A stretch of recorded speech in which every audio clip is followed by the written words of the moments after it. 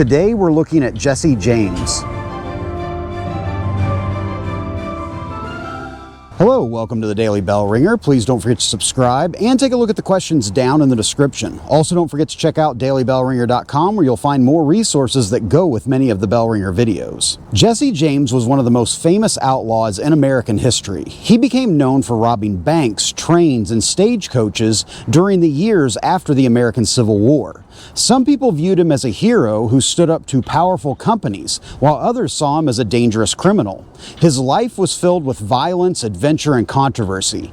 Even today, Jesse James remains a well-known figure in American history and popular culture. Jesse Woodson James was born on September 5, 1847, in Kearney, Missouri.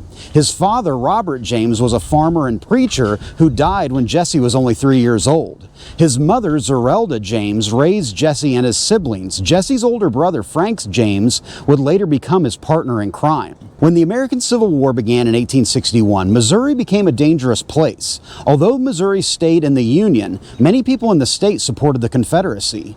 Jesse and Frank's family sympathized with the South. During the war, Frank joined Confederate guerrilla fighters in the state known as bushwhackers.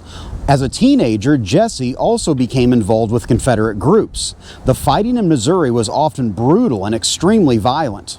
After the Civil War ended in 1865, many former Confederate fighters struggled to return to normal life.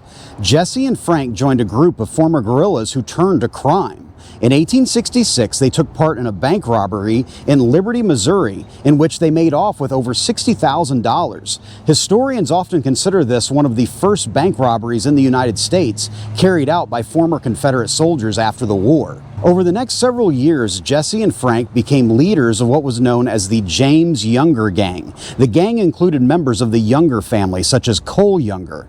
Together, they embarked on a crime spree, robbing at least 12 banks, 7 trains, and 4 stagecoaches across several states. Their crimes attracted newspaper attention, making them famous throughout the country. In total, the gang would steal some $250,000. One reason Jesse James became so well known was the way newspapers wrote about him. Some newspaper editors portrayed him as a rebel fighting against large railroad companies and wealthy businessmen. Many former Confederates admired him because they believed he was standing up for Southern interest. However, the robberies often involved violence and innocent people were sometimes injured or killed. Despite stories that painted him as a hero, Jesse James was responsible for many serious crimes. In 1876, the gang attempted their most ambitious robbery.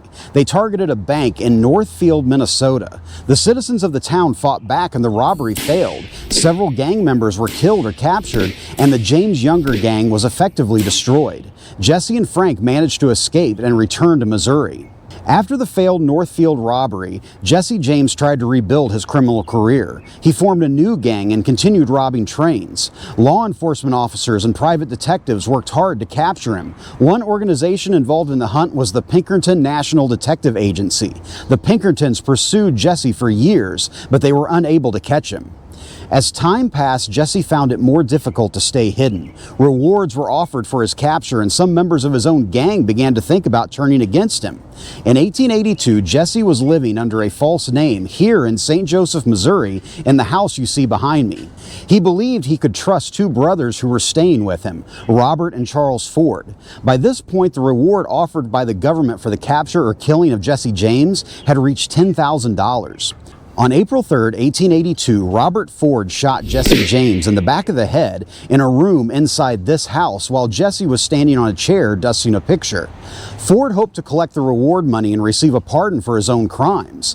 Jesse James was only 34 years old when he died.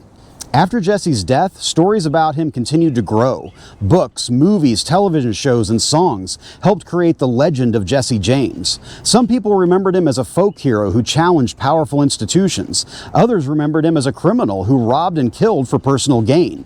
While Jesse James's life has often been romanticized, the facts show that he spent much of his adult life committing crimes and avoiding capture.